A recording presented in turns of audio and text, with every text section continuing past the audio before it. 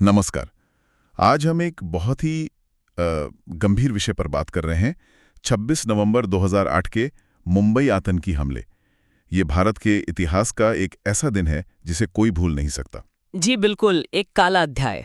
हमारे पास जो जानकारी है उसमें हम देखेंगे कि क्या हुआ था, कौन से मुख्य निशाने थे, उन वीरों की कहानियां जिन्होंने सामना किया, और फिर इसका क्या नतीजा निकला। हाँ, कोशिश यही रहेगी कि उस दिन की घटनाओं को और उसके असर को हम गहराई से समझ सकें। तो चलिए शुरू करते हैं।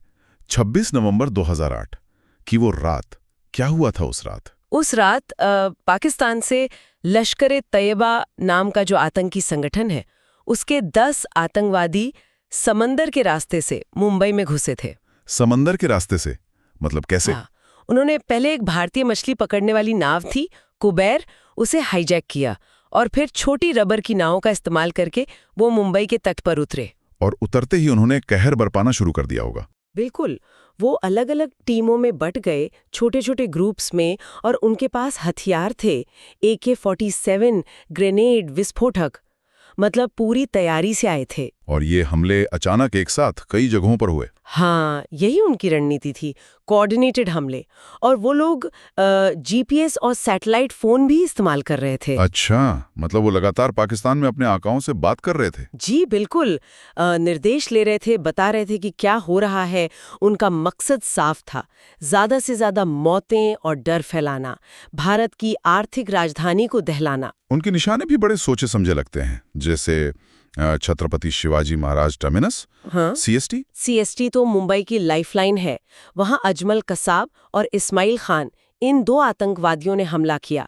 अंधाधुंध फायरिंग। बहुत भीड़ रहती है वहां तो हमेशा। हाँ, उस वक्त भी बहुत भीड़ थी। करीब 58 लोग मारे गए वहां। और यहीं पर पुलिस की बहादुरी से अजमल कसाब जिंदा पकड़ा गया।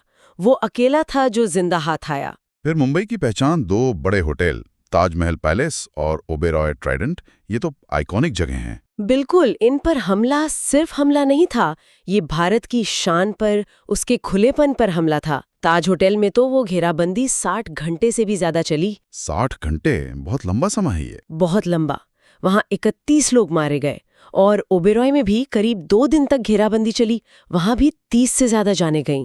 कई विदेशी नागरिक भी थे उनमें। इन दोनों जगहों पर फिर NSG कमांडो से मोर्चा संभाला। हाँ, आखिर में नेशनल सिक्योरिटी गार्ड NSG, हमारी एलीट फोर्स, उन्होंने ऑपरेशन किया, आतंकवादियों को मार गिराया और बंधकों को छुड़ाया। बहुत मुश्किल ऑपरेशन थे ये। और हमलों की शुरुआत शायद लियोपोल्ड कैफे से हुई थी, जो विदेशियों में बहुत पॉपुलर है। हाँ, लियोपोल्ड कैफे शुरुआती निशाना था। वहां भी गोलीबारी हुई, करीब 10 लोग मारे गए। इससे एकदम शहर में अफरा तफरी मच गई। एक और जगह थी, नरीमन हाउस, चाबाड़ हाउस भी कहते हैं उसे। वो एक यहूदी केंद्र था। जी, नरिमन हाउस पर हमला दिखाता है कि उनका निशाना कितना फैला हुआ और मतलब नफरत भरा था। वहां उन्होंने रबी गैब्रियल हुड्सबर्ग, उनकी पत्नी रिफ्का और कई मेहमानों को बंधक बनाया और मार डाला। बहुत दुखद। लेकिन वहीं से एक बच्चे के बचने की कहानी भी है। हाँ, वो एक चमत्कार ही था। उनकी आया थी सैंड्रा सैमुअल। उन्होंने बड़ी हिम्मत दिखाकर उनके 2 साल के बेटे बेबी मोशे को बचा लिया। उस अंधेरे में एक छोटी सी उम्मीद की किरण। वाकई। और कामा हॉस्पिटल के पास भी हमला हुआ था, जहां पुलिस के बड़े अफसर। हाँ, ये बहुत बड़ा झटका था मुंबई पुलिस के लिए। कामा हॉस्पिटल के पास घात लगाकर हमला किया गया। उसमें ATS chief Hemant Karkare, encounter specialist Vijay Salaskar जैसे जांबाज अफसर शहीद हो गए। शुरुआत में ही इतने बड़े अफसरों का शहीद होना। जी, कुल मिलाकर इन हमलों में 166 लोगों की जान गई। इसमें विदेशी नागरिक भी थे और 300 से ज्यादा लोग घायल हुए। इस भयानक मंजर के बीच कुछ असाधारण बहादुरी की मिसालें भी थीं। कांस्टेबल तुकाराम ओम्बले। तुकाराम ओम्बले जी का नाम तो हमेशा याद रखा जाएगा। उन्होंने बिना किसी हथियार के अपनी जान पर खेलकर अजमल कसाब को पकड़ लिया। सिर्फ लाठी थी शायद उनके पास। हाँ, बस एक लाठी, लेकिन उनकी वजह से ही कसाब जिंदा पकड़ा गया, जिससे बाद में पूरी साजिश का पता चला। वो खुद शहीद हो गए। सलाम ऐसे वीरों को।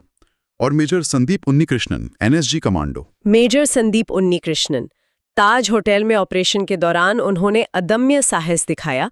बंधुकों को बचाते हुए वो शहीद हो गए। उनका वो वाक्य, ऊपर मत आना, मैं उन्हें संभाल लूंगा, आज भी रोंगटे खड़े कर देता है। बिल्कुल। अच्छा, फिर न्याय का क्या हुआ? कसाब का क्या हुआ? अजमल कसाब पर मुकदमा चला। उसे दोषी पाया गया और नवंबर 2012 में फांसी दे दी गई। भारत ने पाकिस्तान को सारे सबूत भी दिए कि ये हमला लश्कर-ए-तैयबा ने करवाया है। और क्या इन हमलों के बाद हमारी सुरक्षा व्यवस्था में कुछ बदलाव आए, कुछ सबक सीखा हमने? हाँ, ये हमले एक तरह से वेकअप कॉल थे। हमारी जो तटीय सुरक्षा है, कोस्टल सिक्योरिटी, उसे बहुत मजबूत किया गया। नई टेक्नोलॉजी, बेहतर निगरानी और अंदरूनी सुरक्षा के लिए? उसके लिए नेशनल इन्वेस्टिगेशन एजेंसी यानी NIA बनाई गई, जो खास तौर पर आतंकवाद के मामलों की जांच करती है।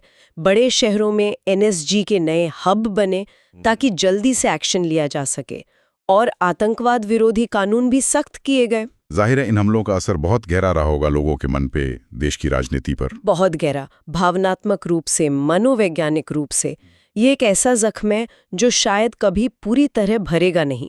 लेकिन हर साल 26 नवंबर को हम उन शहीदों को याद करते हैं, उस एकता को याद करते हैं जो उस मुश्किल वक्त में दिखी थी। हाँ, मुंबई की जो स्पिरिट है, वो जीवटता, वो इस हमले के बाद और उभर कर सामने आई। शहर डरा नहीं, झुका नहीं। तो आखिर में श्रोताओं के लिए सोचने वाली बात यह है कि इस भयानक घटना से हमने क्या सीखा, और भविष्य में ऐसा दोबारा ना हो इसके लिए लगातार तैयार रहना, सतर्क रहना कितना जरूरी है। बिल्कुल, और ये भी कि जब यादें इतनी दर्दनाक हो तो लचीलापन, जिसे रेजिलियंस कहते हैं, उसका असली मतलब क्या है? शायद इसका जवाब इसी में है कि हम हमेशा चौकन्ने रहें और शांति की कीमत समझें।